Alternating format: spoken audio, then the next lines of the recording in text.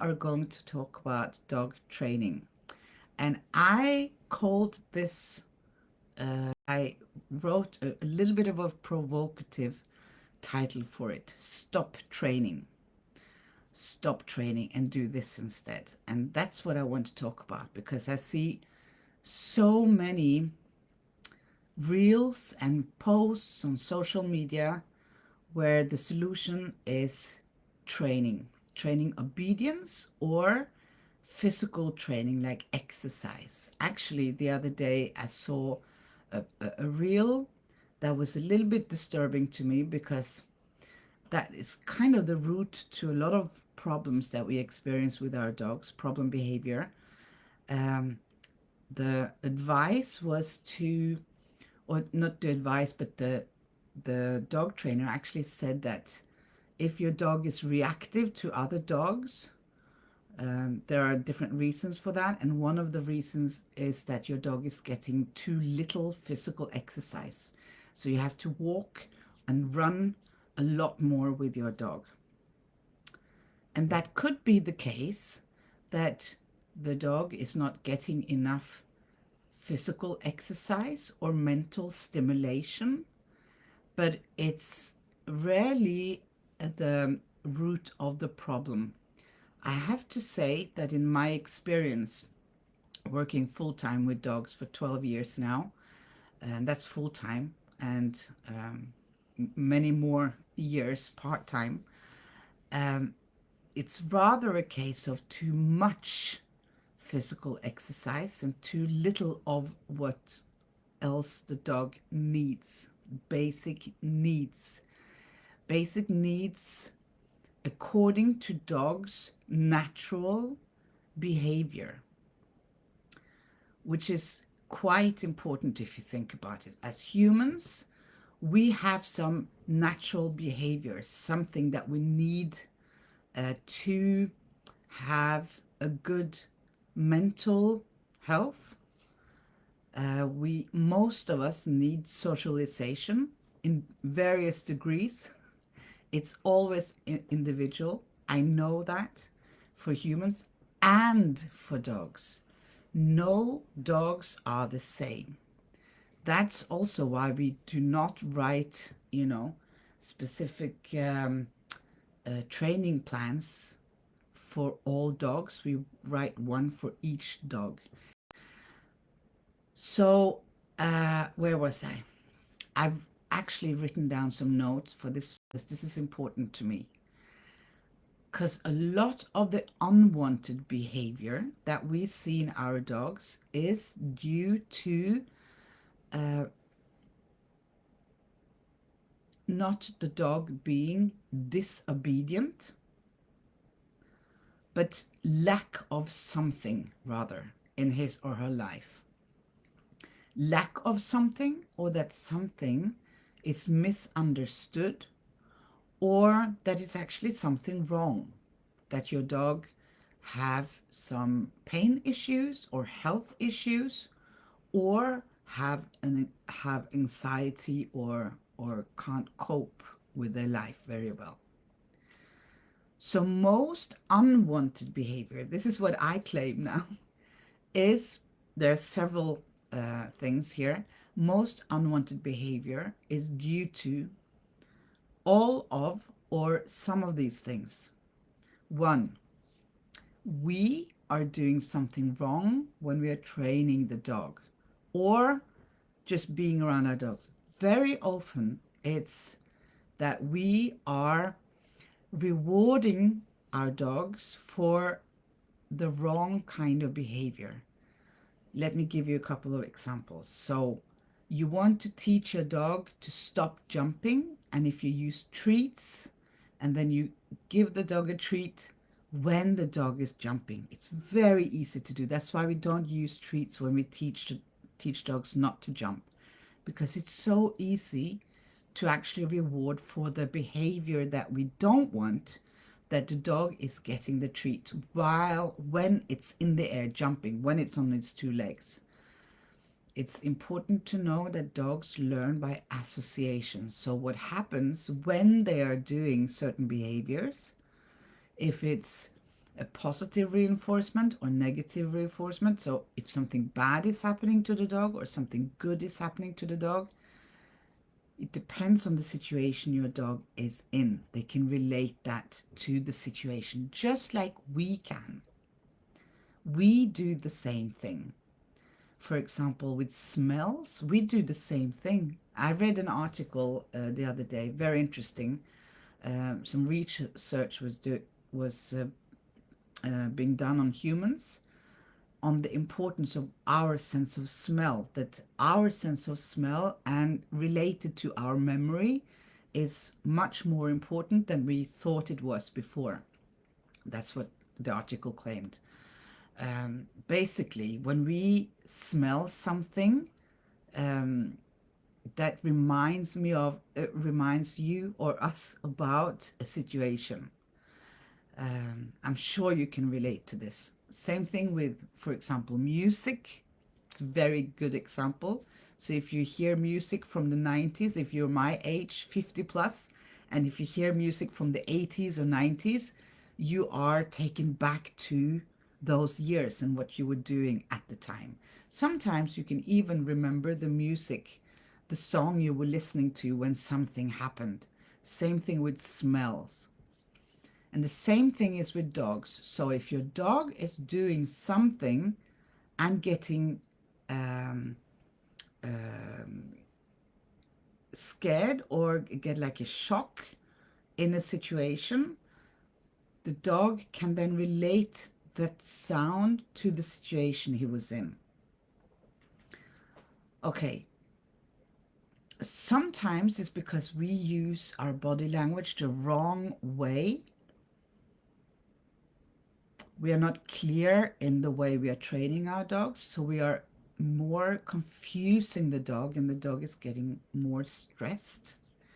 We're also doing a little bit of stupid things like being, um, and I can relate to that. I've done all these mistakes. I'm not saying that you are doing them. I'm saying that this is my experience, personal as well. I've done all of these mistakes.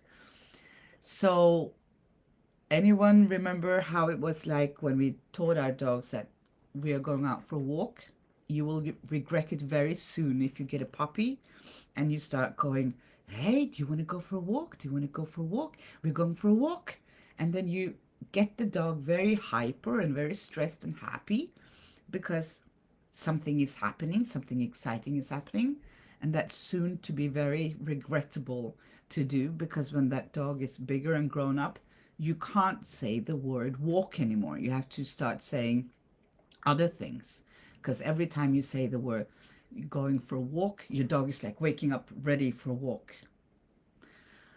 And also when we come home, when the dog has been home alone and we arouse the dog unnecessarily, being like, wow, I'm home, making a huge deal, and talking. For some reason, we humans think that we need to talk loud to our dogs, like, wow, all these things is happening. We don't do that every time we're home to see the children or your spouse, right?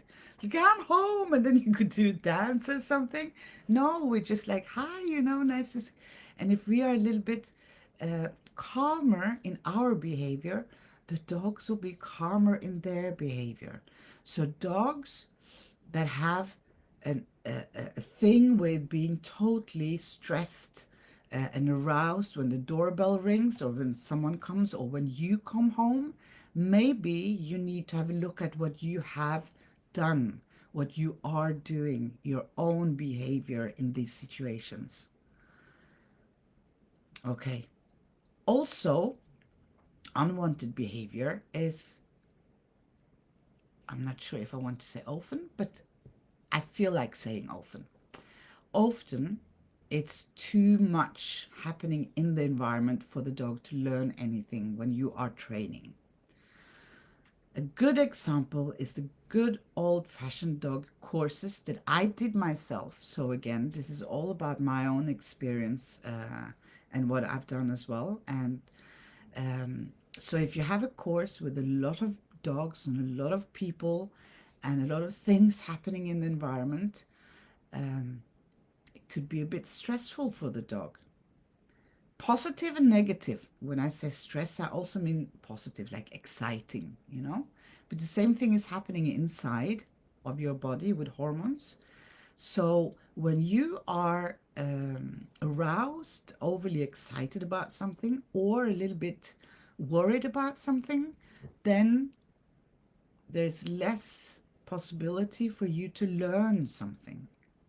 So in these kind of courses, I've seen it, these kind of activities, when dogs are too close to each other and to other people, and you don't see the individual dog's needs for more space, it's very hard for that dog to learn anything.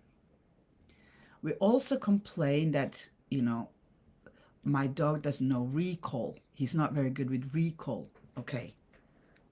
There are some things I believe we need to train our dogs to, which is life skills. One of these very important life skills is recall. It's very important because we need them in certain situations, but not always.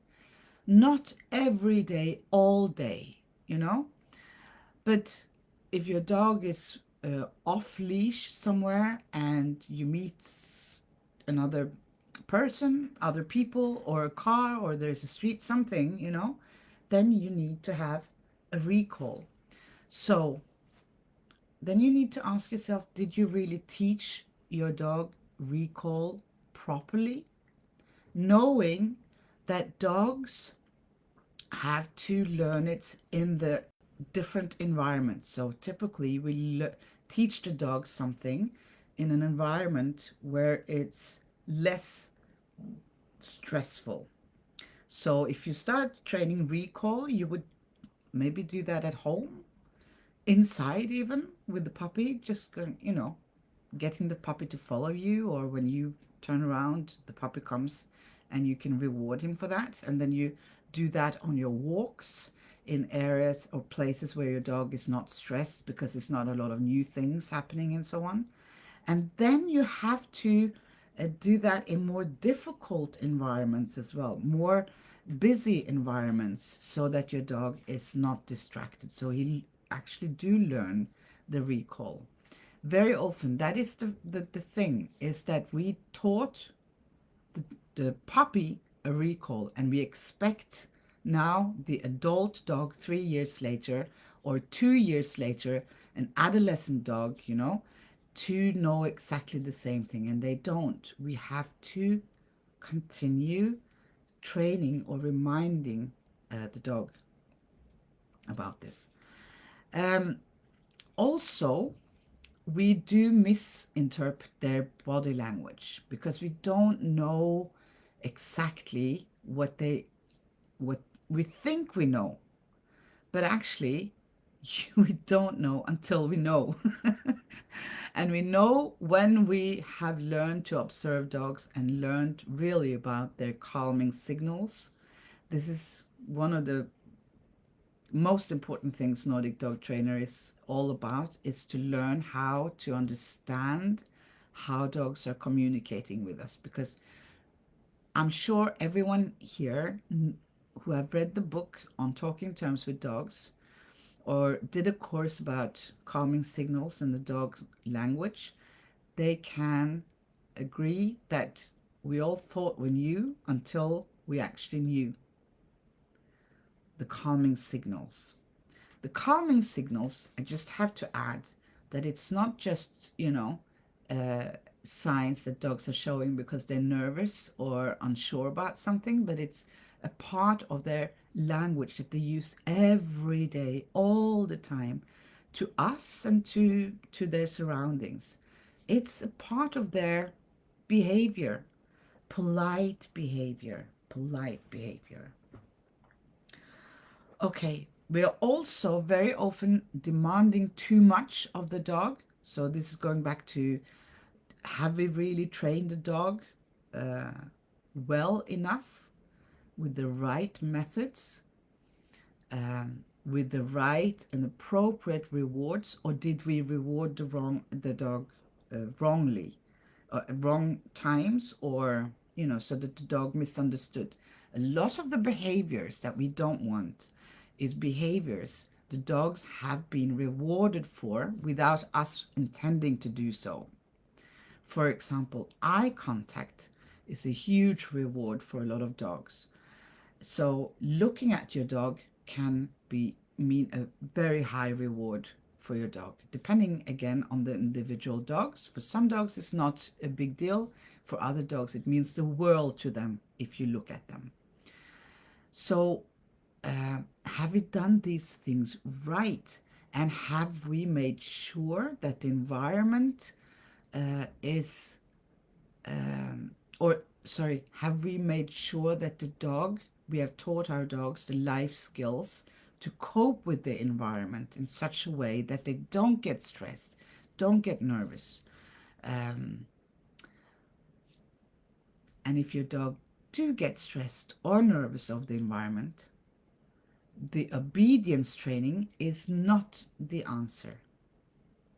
Instead, we should first of all, try to manage the environment and the people around the dog. So, by that, I mean, if you have a dog that is nervous of cars and traffic, you cannot walk in places with a lot of traffic until your dog is more confident around cars. We used to think it's actually called flooding, it has a name. It's called flooding. We used to believe that if you put a dog in a situation with a lot of cars, it will just automatically learn to cope with it. So it's like putting you in a situation, let's say you are scared of spiders, and I put you in my little room in the basement. I lock the door and leave you there with all the spiders for half an hour. Very likely, when I come back and open the door, um, you have given up. Maybe you even sitting in the corner just saying nothing because you realized after a certain time that whatever I do, I cannot get out of this situation. First, you would probably hammer the door and say, Lisbeth, what the, are you doing? And then you would give up. Yeah. And that's what happens when the dogs are put in situations where they can't cope. Except that we thought, for some weird reason, we thought that they were so different than humans that they would cope. So it doesn't work like that. So if your dog can't handle environment, you have to help your dog getting more confident and able to handle the environment they're living in. And that could be managing the environment. And by managing the environment, I can give several examples. If your dog, if your dog is scared of uh, cars, do not walk in areas with a lot of cars yet. If your dog is scared of, or you can walk where when there's less traffic. Okay, if you live in the city center, I know, and you don't have a car, no possibility to get away, then you can walk your dog when there is less cars. We always have to try and find what's working out for us in the situation and the environment we are in.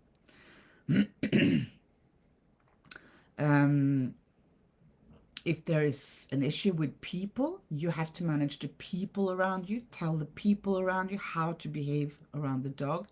If there is an issue with the children, you have to make sure the children is managed by you. You see what I mean is that if your dog is scared of children and cars and let's say men, you know, then if you have less cars, less men and children approaching your dog, and your dog gets more choice of meeting them instead of being forced into situations, they will gradually be more secure. They will feel more safe in these circumstances. So that's how we gradually build their confidence. Also, for the dog, I talked about in the beginning, that they said if you have a reactive dog, go for more walks. I would say have a look at the type of walks you're doing. Are they too short? Are they too long? Is your dog allowed to do its natural behaviors during the walk, like sniffing and finish sniffing? Is your dog stressed during walks because of the way you are walking the dog? Maybe you're walking too fast or too slow even. I don't, that's like, something we shouldn't say because it's very often people are walking too slow. But if you walk with too short of a leash and you jerk the leash, has the dog got enough mental stimulation and enrichment to keep the dog engaged mentally and more fulfilled? Because if you, as a human, do not get your basic needs covered, like socializing with your friends and family and eating a certain diet and getting the appropriate amount of exercise we need. We also know that humans need to move, we need to exercise our bodies, and it actually makes us healthy uh, physically and mentally. We all know now that going for a walk for a human being is also mental, health. So we have to make sure that these all things are covered. Because if not, you're not doing your dog any favor by training obedience. You are putting a lid on the problem. And if your dog is doing unwanted behavior because of maybe too much stress, maybe your dog is stressed, has a high level of stress because he's daily experiencing things that he can't cope that well with. If you train obedience and ask your dog to sit 100 times a day, sit, stay, go, and lay down, whatever obedience training it is, it's not helping the dog's um, behavior problem, because your dog might stop sitting right there and then. No, so stop jumping or the unwanted behavior, let's say barking, there and then. But that behavior, the stress behavior, will come out in other forms. Maybe you manage to find a way to get your dog to stop barking without changing any of the necessary things that's really necessary for the dog, without changing anything that the dog really needs to change, but you have with obedience only.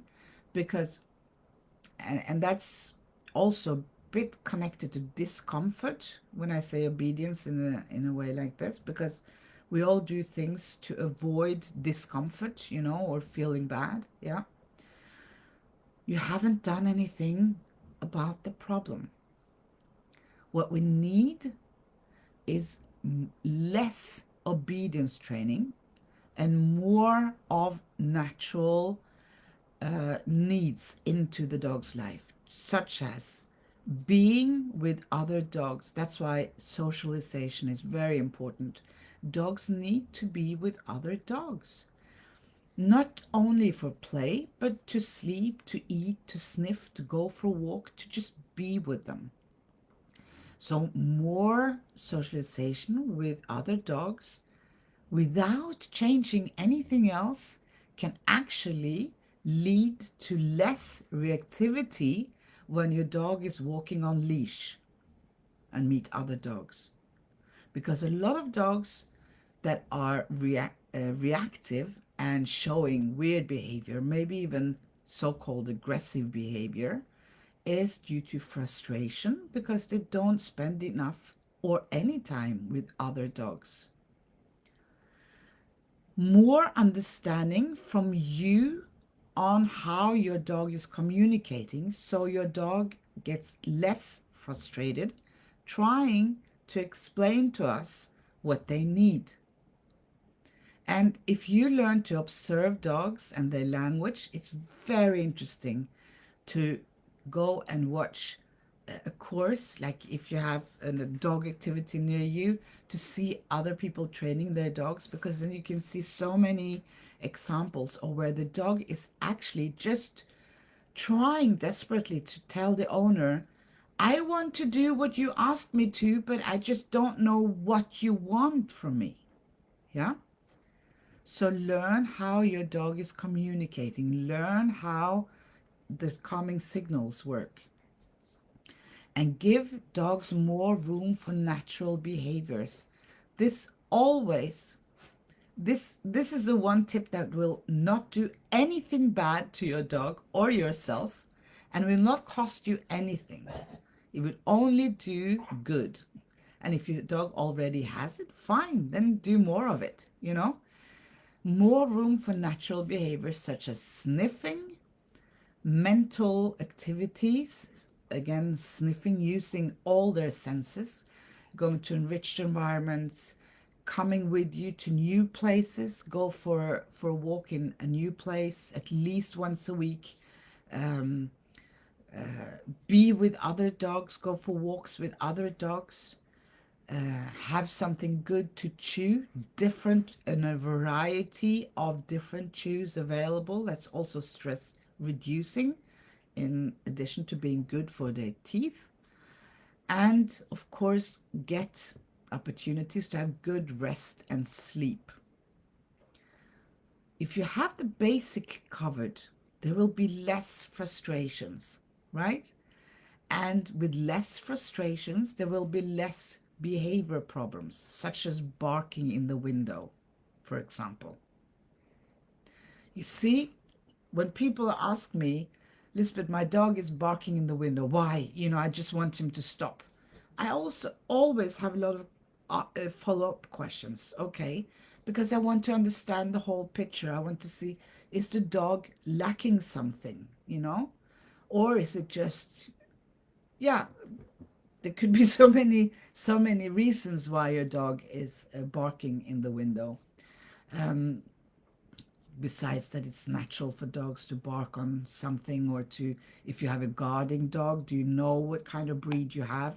If you have a breed that is bred over centuries for guarding, of course that dog will bark more and do its job, which is guarding. So the knowledge of what kind uh, of breed you have. If you have a mixed breed, it could be very difficult, of course. Um, but you could try and see. Maybe you already have an idea what it looks like. Read about breeds. Read about breeds in different sources. Not only one book, but many different books and sources online. Good sources, not Wikipedia or some random dog site. Um, Pick good sources.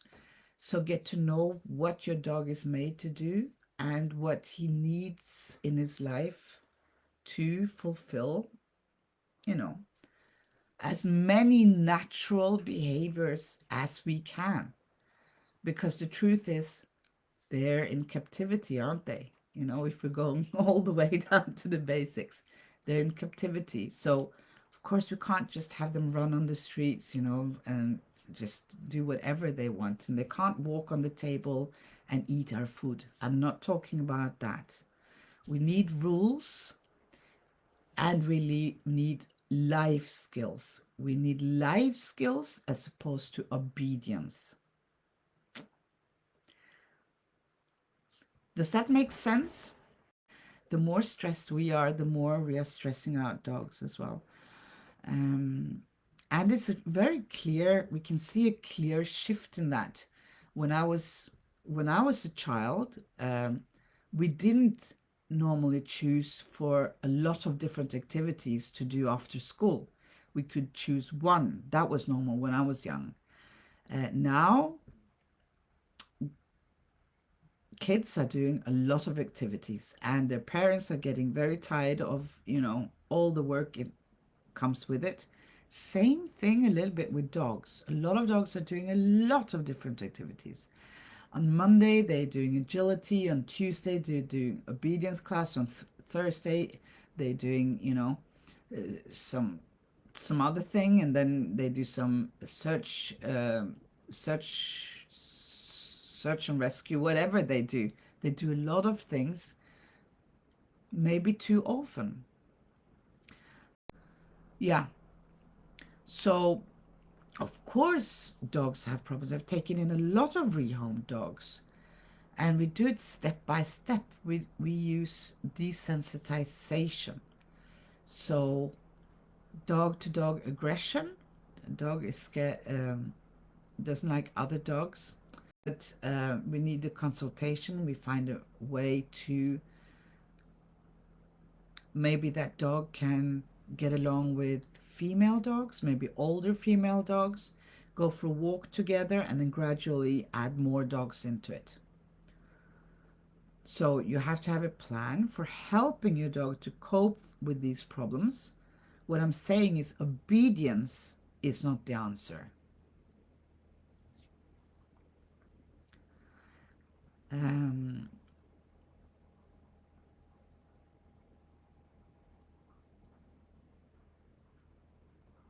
yeah. Uh, I also want to clarify we are generally in Nordic, we are talking a lot about walking slowly with a long, loose leash.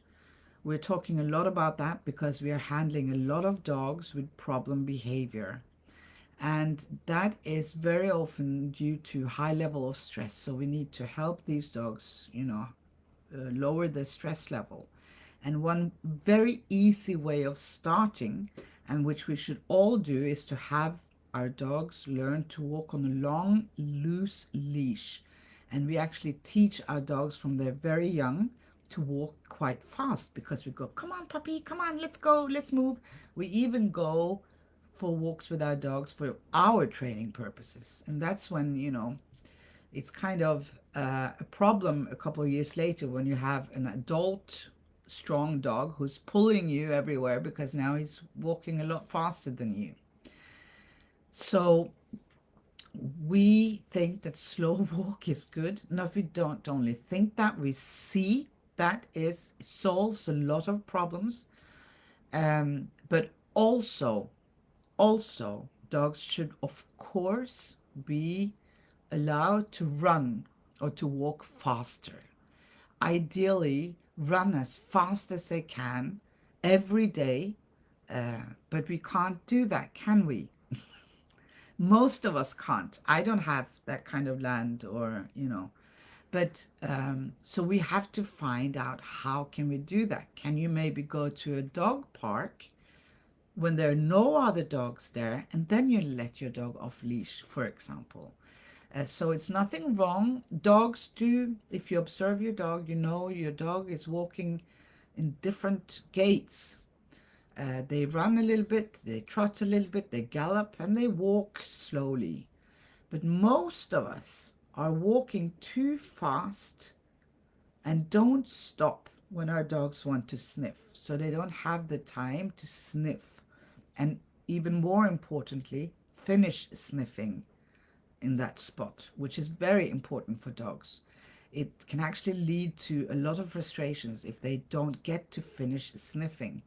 So, because walking our dogs is something that we do, the probably one of the most activities we do with our dogs in total is every day we do this, maybe several times a day. It's because we are doing this and we do it in the wrong way, that becomes a part of the issue, the problem behavior. So, um,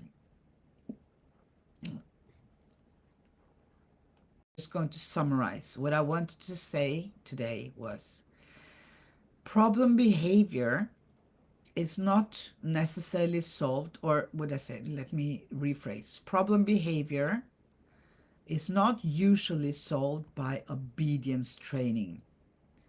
And instead of focusing so much on training, you know, we should focus on the important things in our dogs' lives, which is to meet their natural needs the best way we can, that we can. I hope that makes sense. So read Turid's book about calming signals, oh